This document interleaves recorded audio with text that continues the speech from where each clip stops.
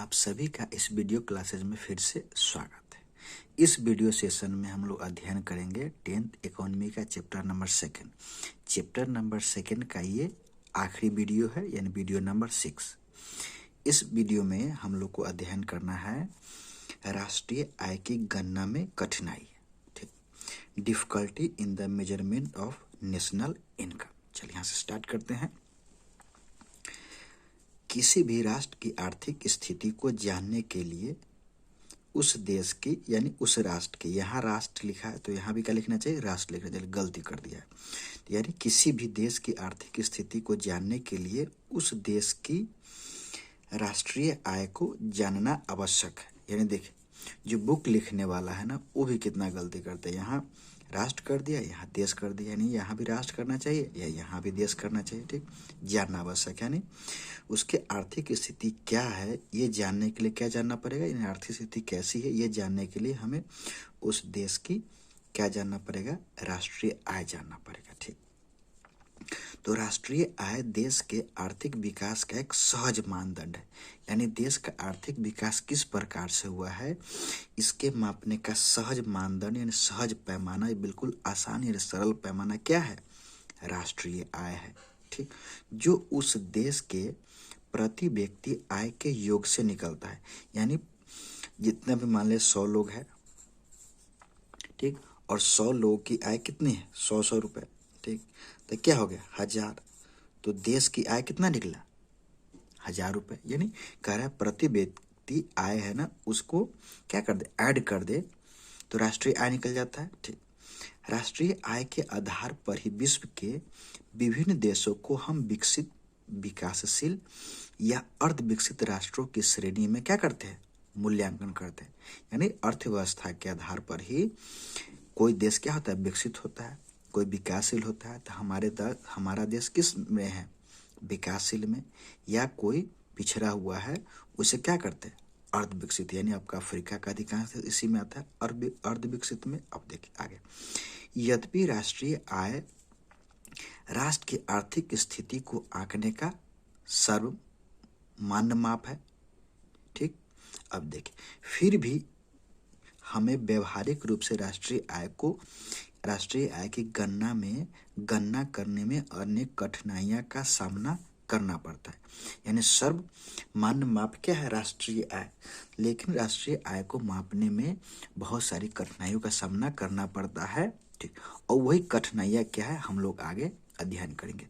तो इसे संक्षिप्त में हम इस प्रकार से व्यक्त कर सकते हैं। यानी राष्ट्रीय आय के गणना करने में क्या क्या कठिनाइयां हैं उसको हम लोग आगे से अध्ययन करने जा रहे हैं, ठीक, क्लियर है। अब देखिए, इसमें फर्स्ट है आंकड़ों को एकत्र करने में कठिनाइयां, डिफिकल्टी इन कलेक्टिंग डाटा। यानी आंकड़ा एकत्र करने में क्या कठिनाइयां होती है वो देखते हैं। पूरे देश के लोगों की आय को हम उत्पादन के रूप में या उनकी आय के रूप में आंकते हैं। यानी पूरे देश में जितने भी लोग हैं वो सब क्या करते हैं, उत्पादन करते हैं, और उत्पादन के बाद ही क्या मिलता है, उनसे आय प्राप्त होता है। ये भी पीछे हम लोग देख चुके हैं, जितना उत्पादन करेंगे उतना उनको क्या मिलेगा, आय प्राप्त होगा। तो यह वही आय किसके रूप में, या तो उत्पादन के रूप में या सीधे उनकी प्राप्त होने वाली आय के रूप में क्या करते हैं, आंकड़ा एकत्र करते हैं। और इस आंकड़ों को एकत्र करने में अनेक कठिनाइयां आती है। यदि सही आंकड़े उपलब्ध नहीं हो तो राष्ट्र के विकास का सही स्थिति नहीं प्राप्त होती है। इसको इस प्रकार से भी बोल सकते हैं, बहुत सारे क्या होते हैं, लघु उद्योग होते हैं, कुटीर उद्योग होते हैं, जिनके आंकड़े उपलब्ध ही नहीं होते। तो क्या ये सभी हमारी कठिनाई है, हमारे आंकड़े उपलब्ध यानी आंकड़े एकत्र करने में, ठीक। चलिए, अब दूसरी स्थिति आती है दोहरी गणना की समस्या, पॉसिबिलिटी ऑफ डुअल काउंटिंग। पूरे राष्ट्र के लोगों की उत्पादन अथवा आय के आंकड़ों को एकत्र करना सहज नहीं होता। यानी पूरे देश में सभी लोगों के क्या करना, उत्पादन अथवा आय को क्या करना, आंकड़ा एकत्र करना आसान नहीं है, बहुत मुश्किल है। देखिए, अब भौगोलिक और मानवीय संसाधन की संरचना ऐसी होती है कि कभी कभी एक ही आय के एक ही आय या उत्पादन को क्या करते हैं, दो स्थान पर अंकित कर दिया जाता है, जिस कारण वास्तविक आय से अधिक आय दिखने लगता है। देखिए इसको समझते हैं। चल इस प्रकार समझ सकते हैं। जैसे मान ले कोई किसान है, किसान क्या उगाया, कपास, और कपास बेचकर उसको क्या प्राप्त हुई, आय प्राप्त हुई, यानी कपास से आय प्राप्त हो गया इसको। तो किसान की आय राष्ट्रीय आय में क्या जोड़ा जाएगा, यानी कपास का आय राष्ट्रीय आय में क्या हो गया, जुट गया। अब देखते इस कपास को किसान ने एक व्यापारी को बेच दिया, ठीक। तो उस व्यापारी ने क्या किया, कपास से यानी कपास को किसी दूसरे व्यापारी को क्या करके कुछ मुनाफा लेके बेच दिया। तो कपास पे मुनाफा लेके बेच दिया गया, तो इस व्यापारी का जो आय होगा वो भी राष्ट्रीय आय में जोड़ा जाएगा, यानी कपास का राष्ट्रीय आय में यहाँ भी मूल्यांकन हो गया, यहाँ भी मूल्यांकन होगा, ठीक। अभी ये व्यापारी जो था दूसरे व्यापारी को बेच दिया, व्यापारी नंबर बी को। तो बी ने क्या किया, उस कपास को से कपड़ा बना दिया, और कपड़ा बना के फिर उसे आगे तीसरे व्यापारी सी को बेच दिया। तो कपास से अब क्या बन गया, कपड़ा बन गया। तो वही कपास से जो कपड़ा बना और कपड़ा का आय जो इस व्यापारी नंबर बी को हुआ, उसका आय क्या क्या राष्ट्रीय आय में मूल्यांकन हुआ, यानी सबका जो राष्ट्रीय आय में जो मूल्यांकन हो, राष्ट्रीय आय में जो जोड़ा जा रहा है कपास का ही ना, तो कपास का यहाँ भी राष्ट्रीय आय में जोड़ा गया, यहाँ भी जोड़ा गया, यहाँ भी जोड़ा। तो क्या दोहरी गणना हो रही कि नहीं हो रही, एक ही चीज का दो बार राष्ट्रीय आय में जोड़ा जा रहा है, यहाँ भी जोड़ा गया, यहाँ भी जोड़ा गया, यहाँ भी जोड़ा गया, ठीक। देखिए अब कपास से क्या बन गया, कपड़ा। अब देखिए कपड़ा से फिर क्या बन गया, शर्ट। और शर्ट बनाने वाला कोई व्यापारी है, व्यापारी नंबर सी, ठीक, शर्ट बना दिया, और शर्ट से उसके जो आय प्राप्त हुई क्या हो गया, आय प्राप्त हो गया। तो इसकी भी जितनी आय प्राप्त होगी वो राष्ट्रीय आय में जुड़ेगा कि नहीं जुड़ेगा। तो कपास से क्या बन गया, शर्ट बन गया। तो लगातार कपास से जो आय प्राप्त हो रही है वो आय राष्ट्रीय आय में जुड़ रहा है कि नहीं जुड़ रहा है, ठीक। तो यही लगातार दोहरी गणना। अब देखिए शर्ट से फिर क्या हो गया, बाजार, शर्ट बने कहाँ चला गया, बाजार में चला गया, और बाजार में जितना वस्तु बिक रहा है मार्केट प्राइस पर, उस सब का क्या होता है, राष्ट्रीय आय में आकलन होता है, यानी राष्ट्रीय आय में जोड़ा जाता है। तो एक ही चीज का जो उत्पादन होकर आगे बढ़ रहा है, तो उन सभी का राष्ट्रीय आय में जुड़ रहा है कि नहीं जुड़ रहा है। तो एक ही जो कपास किसान ने बनाया उससे प्राप्त होने वाला आय धीरे धीरे हर एक स्तर पर क्या हो रहा है, हर एक स्तर पर राष्ट्रीय आय में जुड़ रहा है, जुड़ रहा है कि नहीं जुड़ रहा है। तो राष्ट्रीय आय में यही दोहरी गणना की समस्या क्या होती, लगातार बनी रहती, ठीक। क्लियर है। फिर आगे हम लोग देखते हैं। अब है मूल्य के मापने में कठिनाई है, difficulty in the measurement the value. बाजार की स्थिति में प्रायः हम यह देखते हैं कि एक ही वस्तु का कई व्यापारिक स्थितियों से गुजरना पड़ता है। जस्ट अभी हम लोग देखे ये भी है, वही है, व्यापारिक स्थितियों से गुजरने के कारण उस वस्तु के मूल्य में विभिन्नता आ जाती है, ठीक। यानी किसान जो बेचा उसका मूल्य कुछ और होगा, और आगे चल के व्यापारी जो बेचा उसका मूल्य कुछ और होगा, और आगे चल के अंतिम वस्तु जो मार्केट में आएगा उसका मूल्य कुछ और होगा। वस्तु क्या रहेगा, वही रहेगा। वस्तु की कीमत की यह विभिन्नता इसलिए होती है कि विक्रेता के एक वर्ग से दूसरे वर्ग तक जाने में उसका यातायात का खर्च, विक्रय व्यवस्था विज्ञापन और भी चीज का खर्च और विक्रेताओं के मुनाफे की राशि उस पर जुट जाती, इसलिए वस्तु का मूल्य क्या होता है, परिवर्तित हो जाता है। उदाहरण के लिए देखते हैं कि चीनी का उत्पादन मूल्य कारखानों में कम होता है। जब यह थोक विक्रेताओं के पास जाता है तो उसके मूल्य में बढ़ोतरी होती है, ना थोड़ी सी बढ़ोतरी होती है, और अंत में खुदरा विक्रेताओं के पास जाते जाते उसकी कीमत पूर्व की अपेक्षा काफी अधिक हो जाती है, ठीक। हम लोग अच्छी तरह से देखते हैं इस बात को। ऐसी स्थिति में अक्सर विक्रय के दो बिंदुओं पर अलग अलग रूप से आंकड़े को जोड़ने से राष्ट्रीय आय की भ्रामक स्थिति होने की संभावना होती है, ठीक। अब देखते हैं आगे। राष्ट्रीय आय की गणना करते समय उपरोक्त बातों पर ध्यान देने से आंकड़ा स्पष्ट, व्यवहारिक और विश्वसनीय प्राप्त होता है। यानी हम लोग इस बात के ध्यान दीजिए, दोहरा गणना नहीं हो तो क्या हो जाएगा, आंकड़ा स्पष्ट हो जाएगा, व्यवहारिक हो जाएगा और विश्वसनीय प्राप्त होगा। जैसा कि हम जानते हैं कि राष्ट्रीय आय के आंकड़े के संग्रह के क्रम में यह आवश्यक होता है कि पूरे राष्ट्र के लिए एक ही मानदंड अपनाया जाए, यानी पूरे देश के लिए एक ही मानदंड अपनाया जाए जिससे राष्ट्र की आर्थिक स्थिति का सही मूल्यांकन किया जा सके। ठीक, अब देखिए आगे हम लोग देखते हैं। अब विकास में राष्ट्रीय एवं प्रति व्यक्ति आय के योगदान, यानी विकास में राष्ट्रीय और प्रति व्यक्ति आय का क्या योगदान, बहुत इंपॉर्टेंट है। Contribution of the national and per capita income in economic development. देखिए, किसी भी राष्ट्र की संपन्नता अथवा विपन्नता वहां के लोगों की प्रति व्यक्ति आय बहुत इंपॉर्टेंट है। ठीक, ये भी कभी कभी क्वेश्चन पूछता है, ये किसी भी देश के लोगों की सही स्थिति जानने के लिए, किसी भी देश के आर्थिक विकास के सही स्थिति पता लगाने के लिए सबसे उपयुक्त पैमाना कौन है, प्रति व्यक्ति आय या राष्ट्रीय आय? तो उसमें आंसर हो जाएगा प्रति व्यक्ति आय।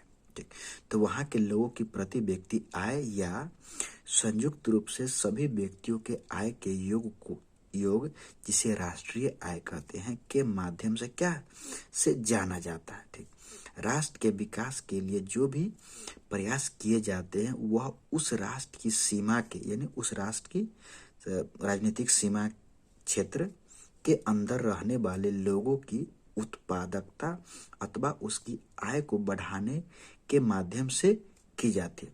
वर्तमान युग में प्रत्येक देश अपने अपने तरीके से विकास की योजना क्या कर रही है, बना रही है, यानी अपने डेवलपमेंट की योजना बना रही है, जिसका लक्ष्य, यानी विकास की योजना का लक्ष्य राष्ट्र के उपलब्ध साधनों की क्षमता को बढ़ाकर अधिक आय प्राप्त करना होता है। यानी जो भी संसाधन उपलब्ध है उसकी क्षमता को बढ़ाकर क्या करना, अधिक आय प्राप्त करने की लक्ष्य होता है किसी भी देश का, यानी सभी देश का। इसी तरह शिक्षा, विज्ञान और प्रौद्योगिकी के क्षेत्र में पूंजी विनियोग, यानी पूंजी क्या करके निवेश के द्वारा रोजगार सृजन किया जाता है, जिससे लोगों की आय में वृद्धि होती है। जैसे ही रोजगार बढ़ेगा तो लोगों की आय में क्या होगी, वृद्धि होगी। आर्थिक विकास करने के लिए मुख्य रूप से उत्पादन तथा आय में वृद्धि की जाती है। यानी आर्थिक विकास करना है तो इसका अर्थ यह क्या है, जो उत्पादन करना पड़ेगा। उत्पादन होगा तभी लोगों की क्या होगी, आय में वृद्धि होगी। यानी उत्पादन के द्वारा ही लोगों की आय में वृद्धि की जाती है या की जा सकती है। वस्तुओं का अधिक उत्पादन तथा व्यक्तियों की आय अधिकतम होने पर ही हम राष्ट्र में उच्चतम आर्थिक विकास की स्थिति माप सकते हैं। वस्तु का या तो अधिक उत्पादन हो या लोगों का क्या हो जाए, आय बढ़े, तभी हम राष्ट्र के उच्चतम विकास की स्थिति पा सकते हैं। नहीं, देश की विकास अधिक कर सकते हैं, किससे, अधिक उत्पादन से या अधिक आय से। ठीक, और आय कब आती है, जब तक उत्पादन नहीं होता तब आय नहीं आती है। ठीक, अतः हम यह कह सकते हैं कि राष्ट्रीय आय और प्रति व्यक्ति आय ही राष्ट्र के आर्थिक विकास का सही मानदंड है। यानी राष्ट्रीय आय और प्रति व्यक्ति आय ही देश के आर्थिक विकास का सही मानदंड है, बिल्कुल सही पैमाना यही दो है। ठीक, और दूसरा कुछ नहीं है। ठीक, अब देखिए, बिना उत्पादन को बढ़ाए लोगों की आय में वृद्धि नहीं की जा सकती। जब तक उत्पादन नहीं बढ़ेगा तो लोगों की आय होगी, बिल्कुल आय नहीं होगी। तो जब तक उत्पादन नहीं बढ़ेगा तो लोगों की आय बढ़ ही नहीं सकती, और न ही आर्थिक विकास होगा। जब तक आय नहीं बढ़ेगी तो क्या आर्थिक विकास होगा, बिल्कुल नहीं आर्थिक विकास होगा। ठीक, अब देखते हैं, राष्ट्रीय आय एवं प्रति व्यक्ति आय में परिवर्तन होने से इसका प्रभाव लोगों के जीवन स्तर पर पड़ता है। यानी देश का विकास होगा, यानी देश की आय बढ़ेगी और प्रति व्यक्ति आय बढ़ेगा तो लोगों के जीवन स्तर भी क्या होगा, अच्छा होगा या ऊंचा होगा, या उनके रहन सहन पहले के मुकाबले क्या होगी, अच्छी होगी। ठीक, अब राष्ट्रीय आय वास्तव में देश के यहाँ पर रहते हम लोग, राष्ट्रीय आय वास्तव में देश के अंदर पूरे वर्ष भर में उत्पादित शुद्ध उत्पत्ति, यानी शुद्ध जो उत्पादन होता है, शुद्ध जो प्रोडक्ट उत्पन्न होता है ना, शुद्ध जो उत्पादन है, शुद्ध कहने का अर्थ होता है अंतिम जो उत्पादन होता है को कहते हैं। ठीक, यानी जो वस्तु और सेवा का अंतिम रूप से उत्पादन हुआ उसी को क्या कहते हैं, राष्ट्रीय आय कहते हैं। लेकिन उत्पत्ति यानी उत्पादन में, उत्पत्ति थोड़ा समझ में नहीं आएगा, देखिए, लेकिन उत्पादन में वृद्धि तभी होगी या उत्पत्ति में यानी प्रोडक्ट में वृद्धि तभी होगी जब उत्पादन में अधिक श्रमिकों को लगाया जाए। यानी कह रहा है उत्पादन के लिए हम अगर ज़्यादा मशीन का इस्तेमाल करेंगे तो क्या होगा, हमारा विकास कम होगा। अगर हम श्रमिक को ज़्यादा लगाएंगे तभी हमारा क्या होगा, आय अधिक होगा। इस प्रकार जैसे जैसे उत्पादन में वृद्धि होगी वैसे वैसे रोजगार लोगों को अधिक, बेरोजगार लोगों को अधिक रोजगार मिलेगा, इन उत्पादन बढ़ेगा। और उत्पादन में किसके, मशीन के स्थान पे हम लोग श्रमिक को लगाएंगे तो श्रमिक को क्या मिलेगा, रोजगार मिलेगा। और श्रमिक को रोजगार मिलेगा तो उनको क्या मिलेगी, आय बढ़ेगी। तो बेरोजगार लोगों को अधिक रोजगार मिलेगा, श्रमिकों का वेतन बढ़ेगा, उनकी आय बढ़ेगी तथा उनका जीवन स्तर पूर्व की अपेक्षा क्या होगा, बेहतर होगा। अगर आय बढ़ेगी किसी की भी तो जीवन स्तर क्या होता है, अच्छा होगा। यानी किसी की भी आय बढ़ती है तो उसका रहन सहन, उसका जीवन स्तर क्या होता है, बढ़ने लगता है। बिल्कुल सत्य बात है। इस प्रकार प्रति व्यक्ति आय में वृद्धि होने से व्यक्तियों का विकास संभव हो सकेगा। यानी प्रति व्यक्ति आय में वृद्धि होगी तो व्यक्ति का विकास भी क्या होगा, संभव होगा, यानी भले के से बेहतर होगा। यदि इस प्रकार राष्ट्रीय आय का सूचकांक यानी इंडेक्स में वृद्धि होती है तो इससे लोगों के आर्थिक विकास में अवश्य ही वृद्धि होगी। यानी राष्ट्रीय आय में वृद्धि होगा तो लोगों के आर्थिक विकास भी क्या होगी, अवश्य वृद्धि। अब इसे देखते हैं, एक बार बहुत बारीक समझते हैं, सब समझ में आएगा। देखिए, विकास की प्रक्रिया, अगर विकास की प्रक्रिया बढ़ती है यानी लोगों का उत्पादन की क्षमता बढ़ती है तो क्या होगा, लोगों की आय यानी प्रति व्यक्ति आय में वृद्धि होगी। प्रति व्यक्ति आय में वृद्धि होगी तो निश्चित है अर्थव्यवस्था का क्या होगा, विकास होगा। चाहे व्यक्तिगत अर्थव्यवस्था हो या पूरे देश की अर्थव्यवस्था, सबका विकास होगा। ठीक, अब देखेंगे हैं विकास की प्रक्रिया में वृद्धि होगी तो राष्ट्रीय आय में भी क्या होगी, वृद्धि होगी। जब राष्ट्रीय आय में वृद्धि होगी तो देश का आर्थिक विकास होगा कि नहीं होगा, तो एक आर्थिक विकास होगा। ठीक, तो एक चक्र के रूप में क्या होता है, प्रारंभ हो जाता है। इसमें कोई भी एक टूटेगा, आगे चक्कर क्या पूरा नहीं होगा तो पूरे अर्थव्यवस्था का स्थिति खराब होने लगता है। ठीक, क्लियर, समझ में आ गया। चलिए अब देखते हैं। अब तक हमने देखा कि राष्ट्रीय आय में केवल उन्हीं सेवाओं को शामिल किया जाता है जिन्हें मुद्रा के रूप में आंका जाता है। ठीक, जिन्हें मुद्रा के रूप में, ठीक, अथवा जिसके लिए भुगतान नहीं किया जाता उन सेवाओं के लिए भुगतान नहीं, जिनके लिए भुगतान किया जाता है यानी राष्ट्रीय आय में उसी को शामिल किया जाता है या उसी सेवा को शामिल किया जाता है जिसके लिए कुछ न कुछ आय प्राप्त हो या कुछ न कुछ भुगतान किया गया हो। जिन सेवाओं के लिए भुगतान नहीं किया जाता है उनकी गणना राष्ट्रीय आय में नहीं की जा सकती। जैसे देखते हैं, उदाहरण के लिए यदि कोई नर्स अपने बच्चों की सेवा करती है, ठीक, तो उसकी गणना राष्ट्रीय आय में नहीं होगी। ठीक, लेकिन वही नर्स अस्पताल में काम करती है, यानी अस्पताल में सेवा देती है और उस सेवा के बाद उसको क्या प्राप्त होती है, आय प्राप्त होती है, तो उसकी गणना राष्ट्रीय आय में की जाएगी। ठीक, इस गणना के पश्चात विकास की प्रक्रिया सामान्य तौर पर चलती रहती है। ठीक, अब देखिए, यदि विकास की प्रक्रिया के तहत राष्ट्रीय आय एवं प्रति व्यक्ति आय में वृद्धि होती रही तो गरीबों द्वारा प्राप्त आय में कमी नहीं होनी चाहिए। देखिए, ये बहुत इंपॉर्टेंट समझना है इसको,